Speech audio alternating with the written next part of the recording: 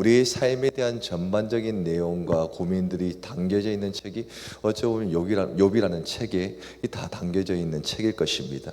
그래서 이 욥이라는 책은요, 많은 이제 성사학자들이 이야기를 합니다. 이 책은 우리와 동떨어진 책이 아니라 사실은 우리의 삶과 굉장히 밀접한 관련된 책이라고 이야기를 합니다. 그래서 이 책은 굉장히 현실적이고요, 그리고 우리 삶 가운데 신앙적인 멘토가 되어줄 수 있는 책이 이 욥기라는 책입니다. 그런데요, 이 많은 성사학자나 역사학자들이 이 책에 대한 분량에 대한 카테고리를 나눌 수가 있습니다. 하지만 이 분량에 대한 카테고리를 나눌 수는 있지만 내용적이고 심적인 부분에 대한 해답을 못 내리고 있습니다. 왜냐하면 욥기라는 책이 현실적인 책이면서 또 하나 굉장히 이 책은 난해한 책이기 때문에 그렇습니다. 그래서 이 책 안에서는 굉장히 심리적으로 잘 묘사가 되어 있고요, 그리고 이 문제에 대한 해답이 인간에게 나올 수가 없으면 명확하게 나오는 책이 욥기이기 때문에 이 심적인 부분과 내용적인 측면에서는 이 책에 대한 정리가 불완전하다라고 이제 이야기를 합니다. 그래서 욥기는 분량적인 카테고리는 내용적으로 나눌 수는 있지만 심적인 부분과 내용적인 부분은 이제 우리가 이제 다 해답을 낼 수가 없는 책이 이 욥기라는 것이죠. 그래서 이 욥기를 바라봤을 때 우리는 어떻게 바라봐야 될까? 문제가 많고 우리의 삶과에 대한 문제도 이 욥처럼 만큼의 깊이성에 있는 그 고난의 문제는 우리 삶 가운데는 없지만 그래도 우리의 삶 가운데서는 영적인 삶이기 때문에, 그리고 이 땅 가운데 살아가고 있는 모든 이이기 때문에 고난이라는 것을 당하잖아요. 그렇기 때문에 이 고난에 대해서 이 욥을 바라봤을 때 비춰지는 그 시각적인 효과가 있다는 것이죠. 그래서 욥은 위로의 책이고 그리고 우리 가운데 깨달음을 줄 수 있는 이 책이라는 것입니다. 이 특별히 이제 이 욥이라는 사람은요, 구스 사람입니다. 구스가 어디일까요? 에돔입니다. 근데 이 에돔이라는 것을 보게 된다면 이 땅 가운데 항상 약속의 땅과 하나님이 이제 지명하시고 사용했던 사람들은 다 어디 출신이죠? 특별히 가나안 출신입니다. 왜냐하면 이 가나안 땅이라는 것은 하나님께서 지명하셨고 부르셨고 보내셨던 땅이 가나안 땅이기 때문에 이 가나안 땅에서 나왔던 후손, 하나님께서 만드셨던 후손이 가나안 땅에서 다 나오게 되는 것이죠. 근데 특별히 욥기를 보게 되면요, 어디 출신인가 하면 구스 출신입니다. 근데 구스 출신이 어디냐? 에돔 출신이었다는 것이죠. 이 에돔이라는 나라는 어디죠? 결국은 이스라엘과 대적자의 관계를 이루었던 나라가 에돔이었고, 그리고 어떻게 보면 성경 내에서 비주류의 땅이 에돔 땅이었기 때문에 하나님께서 부르시고 주목하실 여력이 없을 땅이었습니다. 하지만 성경에서는 이 에돔 땅, 구스 땅을 주목하였고 특별히 욥이라는 사람을 주목하게 되었죠. 그런데 이 욥기를 보게 되면요, 시대적 배경이 참 특별합니다. 왜냐하면 이 시대적 배경을 많은 이제 역사학자들이 어떻게 이야기를 하는가 하면 창세기로 보고 있습니다. 특별히 이 아브라함 시대라고 이제 보고 있어요. 그런데 아브라함 역시 하나님께서 이끌고 가셔가지고 최종적으로 어느 땅으로 보내셨습니까? 가나안 땅으로 보내셨습니다. 그런데 욥기는 전혀 다른 땅인 구스 땅인 에돔 땅에서 거주하고 있었고, 그리고 아브라함에게 주목했던 그 시기 가운데 욥은 주목받지 못했습니다. 그렇기 때문에 성경 내에서 보게 된다면 욥이라는 사람은요, 아브라함과 별개 차이로 굉장히 비주류였던 사람이었고 그 시대 가운데 조명을 받지 못했던 사람이 이 이방인이었던 욥이었다는 사실입니다. 그런데요, 성경에서 왜 욥이라는 사람을 창세기에 아니라 이 뒤편에 이 우리 가운데 이 욥이라는 책을 우리 가운데 주고 있을까요? 단 한 가지 이유입니다. 왜냐하면 욥이 비주류였던 것처럼 우리의 삶 역시 비주류 아니었겠습니까? 신앙적인 비주류였습니다. 왜냐하면 하나님을 알고 지냈던 때가 언제였습니까? 여러분들, 신앙이 계속적으로 이어져 왔다면 우리 역시 하나님 모시기 신앙인이었지만 사실 그렇지가 않잖아요. 신앙이 없다가 어떻게 되었죠? 신앙을 받은 세대가 되었고 그리고 믿음이 생긴 세대가 되었습니다. 이 말은 뭐냐면요, 욥 역시 하나님 나라 가운데 믿음이 없을 수 있었던 그런 환경의 사람이었지만 하나님께서 욥이라는 사람 가운데 주목을 하셨고 믿음이라는 것을 주셨기 때문에 그 역시 비주류였기 때문에 그런 삶을 살다가 죽을 수밖에 없었지만 하나님께서 욥을 사랑하시고 주목하시고 그 사람 가운데 하나님께 주신 목표와 사명이 있었기 때문에 그 사람을 살려준 것 같이 우리 역시 신앙적인 비주류의 삶을 살았고, 역사적으로 보게 된다면 미개한 존재이고 연약한 존재이지만 우리 가문에서는 신앙적인 연보가 그렇게 길지 않지만 하나님께서 이 욥처럼 하나님께서 사용하셨기에 욥은 우리의 삶 가운데 굉장히 맞닥다는 부분이 굉장히 깊고요. 그리고 우리와 비슷한 부분이 굉장히 많습니다. 그렇다고 이 비주류가 사용을 못 받는 것이 아니라 하나님께서 이러한 비주류 역시 하나님께서 사랑하시고 케어하시고 지키신다는 것을 볼 때 이 욥이라는 것은 굉장히 우리 가운데 뜻깊은 책이고 사랑의 책이라는 것을 우리가 좀 알 수가 있습니다. 그런데 우리가 욥을 쭉 보았잖아요. 1장부터 오늘 32장까지 보게 되었습니다. 그런데 1장부터 32장까지 쭉 보게 되었는데 특별히 의문이 풀리지 않는 내용이 있습니다. 어떤 내용인가? 2장부터 시작되었던 내용이 31장까지 이어졌던 내용으로 쭉 바라봤을 때 내용이 도무지 이해가 안 됩니다. 왜냐하면 계속적인 친구에 대한 정죄가 이어지고요. 욥은 그 속에서 이제 방어적인 예옥을 그 답변을 계속적으로 하기 때문에 이 내용이 굉장히 난해해 보일 수가 있습니다. 그래서 1장은 욥에 대한 자세한 소개가 나오고요. 2장부터는 뭐죠? 욥의 친구들이 욥에 대한 지금에 있는 현상과 삶에 대한 문제를 하나님이 아닌 인간적인 시각으로 이제 판단을 하면서 그 사람에 대한 전반적인 부분에 대해서 설명을 하는 내용이 2장부터 31장까지 이어졌습니다. 그런데 그 내용이 한 차례씩 이루어졌는가? 아니죠. 두 차례, 세 차례나 이제 계속적으로 돌면서 이제 이야기를 했다는 것입니다.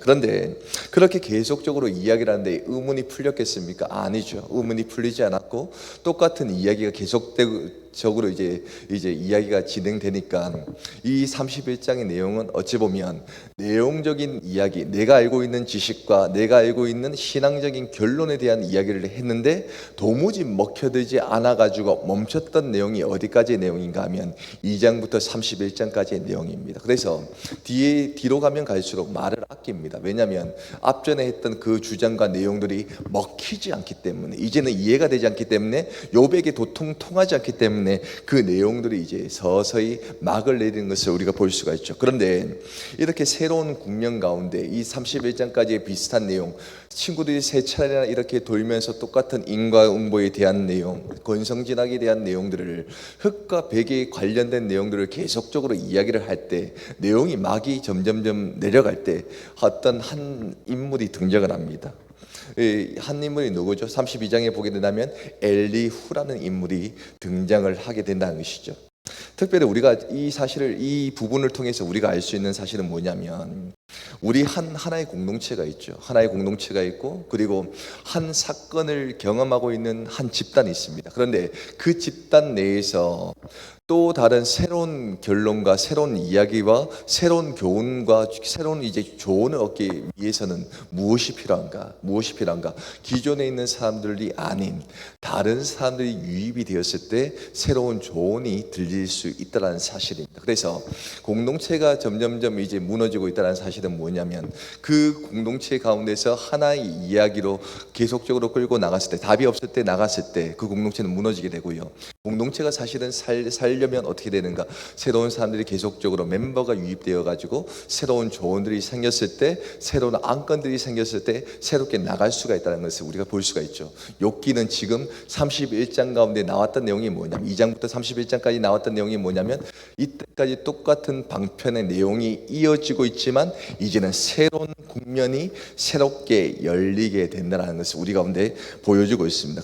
그렇다면 이 새로운 논리, 아무것도 없었던 그 논리, 똑같은 이야기를 했었던 그 인과응보에 대한 논리 가운데 이제는 어떤 새로운 인물이 나와가지고 새로운 안건과 조언을 주는데 어떤 조언이었는가 우리 이 시간 가운데 같이 한번 보시겠습니다. 32장으로 넘어갔어요. 1절 말씀 같이 한번 보시겠습니다. 32장 1절 말씀 같이 한번 읽어볼까요? 시작.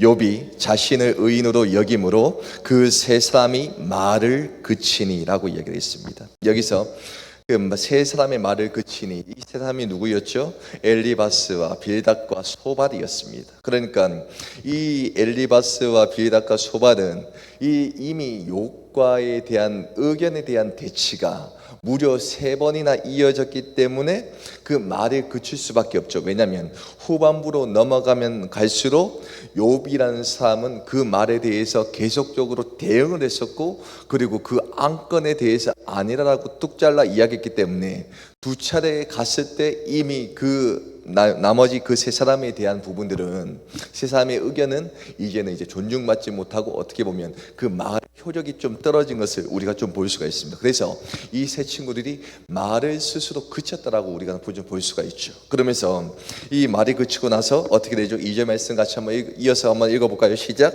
람 족속 부스 사람 바라게의 아들 엘리후가 화를 내니 그가 욥에게 화를 내면 욥이 하나님보다 자기가 의롭다 함이요 라고 나오고 있습니다. 지금까지 나왔던 사람들은 이렇게 세 친구에 대해서 자세하게 소개가 된 적이 없습니다. 그런데 오늘 새롭게 국면된 새로운 이제 막이 열리면서 새로 등장한 이 엘리후가 등장했을 때 성경에서는, 성경의 기자는 어떻게 이 엘리후를 보고 있는가? 매우 귀중하게 보고 있다. 근데 왜 매우 귀중하게 보고 있느냐? 성경에 나왔을 때 그 인물에 대해서 상세히 기록한 인물이 있다면 성경이 주목한 인물이라는 것이죠. 그런데 엘리후가 지금 나왔을 때 어떻게 하죠? 그의 족속이 어디인지, 그리고 그 사람이 누구의 후손인지에 대해서 나오고 있죠. 그런데 그 엘리후라는 사람이 등장했을 때 그 소개를 하면서 아버지가 누구라고 얘기를 합니까? 바라겔이라고 얘기를 합니다. 근데 바라겔이라는 뜻이 뭐냐면 하나님이 축복을 하셨다라는 뜻이거든요. 바라겔이라는 뜻이 하나님께서 축복을 하셨다라는 뜻입니다. 그래서 우리가 추측할 수가 있는 것은 무엇이냐면 엘리후가 등장을 하게 되는데 그 엘리후를 등장하였을 때 아버지에 대한 부분들을 소개하는데 그 아버지가 누구였다고요?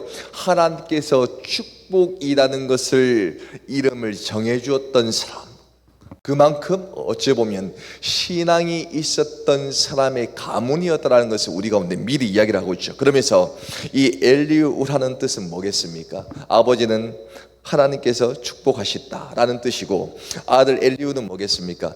나의 하나님이다 라는 뜻을 갖고 있거든요. 그래서 엘리후와 바라겔에 대한 부분들을 하나님 그 기자가, 성경 기자가 우리 가운데 소개하면서 새로운 인물에 대한 부분들을 우리 가운데 조명을 하는데, 이 인물은 어떠한 인물이냐? 성경의 기자의 말로 이 인물을 보게 된다면 하나님께서 축복하시고 하나님께서 세우셨던 사람이 이 엘리후라는 것을 우리가 추측을 좀 할 수가 있다는 사실입니다.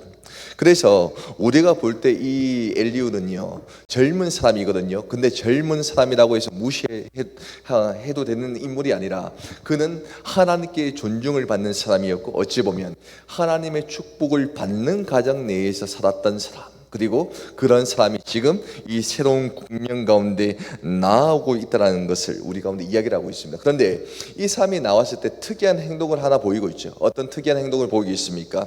바로 그 사람이, 엘리후라는 사람이 지금 뭘 하고 있다고 이야기를 하고 있죠? 화를 내고 있다라고 이야기를 하고 있습니다. 화를 내고 있다. 화를 내고 있다. 성경 기자는요 이 엘리후에 대해서 소개를 하면서 바로 이 사건에 대한 부분들을 언급을 했을 때 어떻게 언급을 했는가?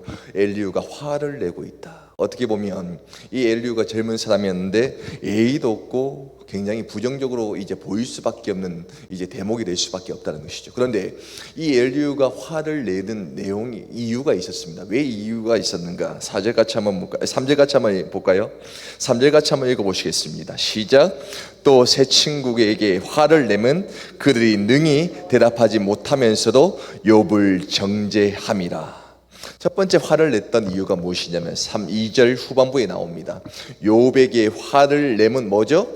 욥이 하나님보다 자기가 의롭다 함이요 라고 이야기를 합니다. 이 내용은요 이후에 하나님이 엘리후 다음에 등장하는 분이 하나님이시거든요. 근데 그 하나님이 등장했을 때 이 엘리후와 같이 똑같이 이야기를 합니다. 왜 네가 나보다 의인이냐 라고 이야기를 하거든요. 그래서 엘리후가 욥을 바라봤던 시점이 거의 하나님과에 대한 시점과 비슷합니다. 왜냐하면 엘리후가 지금 정죄하고 화를 냈던 그 장면의 이유가 무엇이냐면 너가 하나님보다 의롭다고 생각하느냐, 그것이 옳지 않다라고 이야기를 했기 때문에 비슷한 시점으로 나가고 있는 것이고, 그리고 친구들에게 화를 내면 뭐겠습니까? 바로 능히 대답하지 못한다는 말은 뭐겠습니까? 잘 알지도 못하면서, 욥에 대한 상황도 잘 알지도 못하면서 왜 욥을 정죄하느냐라고 답을 내는 장면이 지금 이 2절 후반부와 3절에 대한 내용이라는 것을 볼 수가 있다는 것이죠. 그래서 이 엘리후가 등장을 하면서 두 가지 화를 냅니다. 두 가지 화가 뭐냐면, 첫 번째, 욥은 하나님보다 자기를 의롭다라고 여기는 그것을 이제는 하지 마십시오. 두 번째는, 새 친구들에게는 이제는 자신들의 고집을 좀 꺾으십시오. 여러분들의 답이 정답은 아닙니다 라고 이야기를 하고 있죠. 그래서 이 엘리후가 참다 못해서 이야기를 하고 있다는 것이죠. 그래서 엘리후의 심정을 4절 가운데 이야기를 하고 있는데, 4절 어떻게 이어지는가 같이 한번 읽어볼까요? 시작. 엘리후는 그들에게 나아가 자기보다 여러 해 위임으로 욥에게 말하기를 참고 있다가 5절, 세 사람의 입에 대답이 없음을 보고 화를 내니라. 엘리후가 등장을 하게 된 이유는요, 여태까지 이야기를 한 전반적인 이유, 2장부터 31장까지에 대한 내용들을 쭉 보고 있다가 사이드에서 이제는 친구들의 말이 서서히 적어지면서, 할 말이 없으니까 적어지면서 그 환경 가운데 계속적으로 인내하다가 참고 있다가 나왔던 장면이 어떤 장면인가? 사실은 32장이었다는 것이죠. 그래서 엘리후라는 사람이 등장을 하면서요, 총 37장까지의 내용을 전개가 이어집니다. 그러니까 욥기서에서 5장이나 분량을 가지고 엘리후가 이야기를 하게 되거든요. 그런데 첫 번째 32장을 통해서, 이 한 장을 통해서 어떤 이야기를 했는가? 나는 원래 빨리 나오고 싶었지만 여러분들의 이야기를 다 듣고, 그리고 그 이야기가 끝나기까지 나는 기다리고 있었습니다. 그리고 여러분들의 이야기가 끝나고 나서 내가 나왔습니다. 굉장히 예의를 차리면서 이야기를 하고 있는 내용이 32장이라는 것이죠. 그래서 우리는 무엇을 알 수가 있는가? 특별히 이 엘리후라는 사람이 성경이 서양의 책이라고 이야기를 하고 있죠. 그런데 지금 나오고 있는 이 내용 자체를 보게 된다면 동방이라는 것이죠. 동방에서 왔다. 동방의 의인이 누구였죠? 욥이었다는 것이죠. 그러니까 여기 있는 사람들 자체가 동방이라는 것이죠. 동방은 어떤 사람의 특징입니까? 바로 예의를 차린다라는 게 특징이 아니겠습니까? 그러니까 지금 이 엘리후 역시 이런 환경 가운데 예의를 차리고 지금 기다리고 있다가 이야기를 하고 있다라는 거. 그런데 이야기를 하고 있는데 내 본심이 아니라 이런 환경 가운데 답이 나지 않고, 그리고 욥을 바라봤을 때, 인간적인 환경 가운데 바라봤을 때, 야, 이것이 아니구나 라고 이야기를 했던 내용이 이 내용이라는 것을 우리가 알 수가 있습니다. 실제적으로 엘리후가 등장한 이유, 37장 이후에는 누가 등장을 하죠?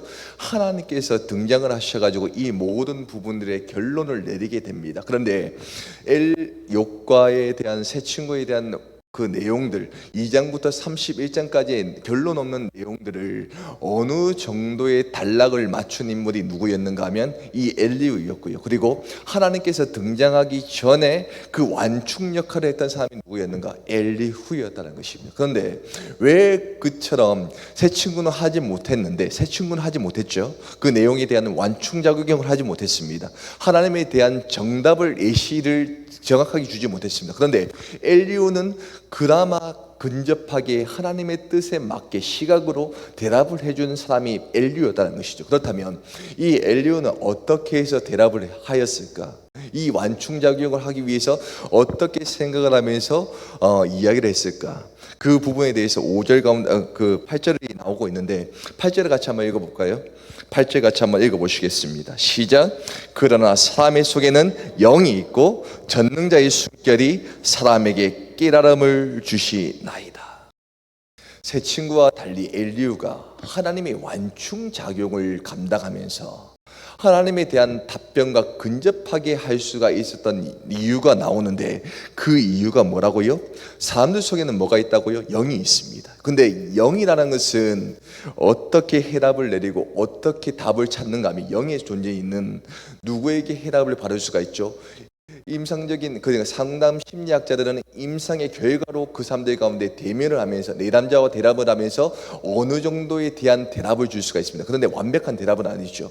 그런데 모든 사람들은 무엇이 있죠? 영이라는 것이 있습니다. 영이라는 것이 있는데 하나님께서 영을 만드셨고 인간을 만드셨기 때문에 그 속에는 영이 있는데 사람의 가장 진단을 가장 빠르게 하고 가장 완벽한 진단을 할 수 있는 분이 누구실까요? 하나님이시라는 것이죠. 그런데 그 대답을 할 수 있는 근접적인 대답을 감당하게 되려면 우리는 어떤 존재가 되어야 되는가? 그리고 누구께 물어야 되는가? 바로 전능자의 숨결로 하나님께 그 대답에 대한 부분들을 물으며 나가는 것이 가장 정답에 가깝다고 우리는 볼 수가 있다는 것이죠. 그래서 여기서 엘리후라는 사람은요, 자신의 경험으로 말했던 이 세 친구와 달리 영으로 생각했던 인물이었고, 그리고 이 대답을 얻기 위해서 전능자의 숨결로 하나님께 나아갔던 인물이 이 엘리후라는 것을 우리가 좀 알 수가 있다는 것입니다. 특별히 복음의 진수는 3장 16절이죠. 왜냐하면 하나님이 이 세상을 이처럼 살아간다는 것을 내용을 이야기해 주는 것이 바로 이 3장 16절이라는 것입니다. 그런데 영적인 진수와 언어적인 생활의 진수는 어디서 나오는가? 골로새서 3장 16절에 나오거든요. 골로새서 3장 16절 제가 한번 읽어드리겠습니다. 그러나 사람의 속에는 영이 있고 전능자의 숨결이 사람에게 깨달음을 주시나니, 사람으로서 가장 완벽하게 대답을 할 수가 있는 것은 무엇이냐? 하나님께서 우리 가운데 숨결을 주시는데 그 숨결 영으로 우리가 깨달음을 얻었을 때 하나님과의 가장 근접한 대답을 할 수가 있다. 그것이 전능자의 숨결이라는 것이죠. 그런데 이 전능자의 숨결이 굉장히 중요한데 이 숨결이 무엇이냐? 루하의입니다. 루하는 뭐겠습니까? 하나님의 숨결이고 영입니다. 그런데 그 영이 우리의 삶 가운데 호흡을 감당했을 때 우리는 답을 낼 수가 있죠. 그리고 문제를 볼 수가 있습니다. 그래서 이사야서 42장 5절에는 이 호흡, 전능자의 숨결이 굉장히 중요하다는 포인트가 나오는데 제가 한번 읽어드리겠습니다. 하늘을 창조하여 펴시고 땅과 그 소산을 내시며 땅 위에 백성에게 호흡을 주시며, 이게 숨결이거든요. 호흡을 주시며 땅에 행하는 자에게 영을 주시는 하나님 여호와께서 이같이 말씀하시되. 그러니까 전능자의 숨결이 뭐냐면 하나님께 나아가 영으로 나갔을 때 무엇을 준다고요? 하나님께서 말씀, 그러니까 깨달음을 준다고 하는데 그 깨달음이 무엇이냐? 말씀이었다는 것을 우리가 좀 알 수가 있다는 것이죠. 그런데 이 내용이 구약에서만 나오는 것이 아니죠. 사도행전 17장 25절에서도 이 똑같은 단어가 쓰입니다. 제가 한번 읽어드릴게요. 사도행전 17장 25절. 또 무엇이 부족한 것처럼 사람의 손으로 섬김을 받은 것이 아니니 이는 만민에게 생명과 호흡과 만물을 친히 주시는 이심이니라. 그러니까 우리가 이 땅 가운데 수많은 그 영적인 문제에 대해서 답을 내려야 됩니다. 욥기처럼 우리의 삶 가운데 고난이 오거든요. 어려움들이 다 오게 됩니다. 그런데 나뿐만 아니라 우리 가족에게도 고난적인 문제가 올 수도 있고요, 영적인 문제가 올 수가 있고요, 그리고 우리 공동체 가운데 문제가 올 수가 있습니다. 그런데 그 사람들 가운데 우리는 어떻게 대답을 해야 될 것이냐? 우리의 경험론적인 부분을 통해서 이야기를 할 것이냐? 그것이 아니라는 것을 이야기를 하고 있죠. 하나님의 완충작용을 했던 엘리후는 어떻게 대답을 모색을 하면서 대답을 했는가 하면 적어도 전능자의 숨결로 하나님의 영으로 대답을 하기 위해서 노력을 했던 인물이 엘리후였다. 그래서 성경에서는 이 엘리후를 하나님의 사람으로 보고 있다는 사실입니다. 그래서 이 내용은, 이 욥이라는 책은요 굉장히 오래된 책이고 창세기에 만들었던 책이고 굉장히 역사적으로 보게 된다면 오래된 책이지만 우리 가운데 주는 교훈은 무엇이냐? 이 땅 가운데 우리가 알지 못하는 고난과 알지 못하는 문제가 우리의 인생 가운데 있을 수밖에 없다는 것이죠. 그런데 그 인생사 가운데 우리는 그 문제를 어떻게 바라봐야 할 것인가? 대답은 하나님께서는 알고 있지만 우리는 적어도 하나님의 근접한 대답까지 나가야 하지 않겠습니까? 그런데 그 근접한 대답을 알기 위해서는 전능자의 숨결이 필요하다. 그런데 그 전능자의 숨결이 뭐겠습니까? 주님의 영이라는 것이죠. 영은 영으로 밖에 알 수가 없고요, 영은 영으로밖에 깨달을 수밖에 없다는 사실입니다.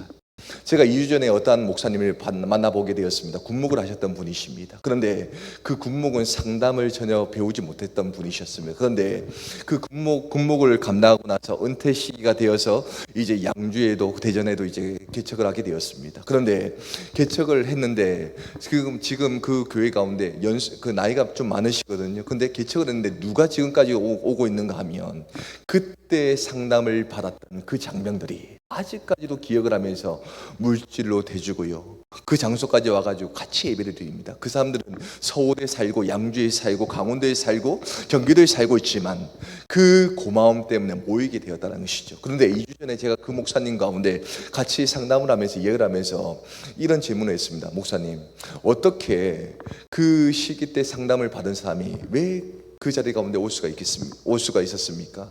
지금 그 사람들 전부 다 경기도에 있고 강원도에 있고 서울에 있는데 왜 여기 와가지고 왜 지금 이렇게 예배를 드리는 것입니까? 제가 물어봤더니 제가 그때 그 가장 어렸을 때 나는 상담을 배우지 못했지만 영의 사람으로서 기도해주며 그 사람 가운데 포옹을 해주며 상담을 하니까 그 사람들이 나를 잊지 못하고 지금까지도 와서 같이 예배를 드린다 라고 이야기를 하는 것입니다.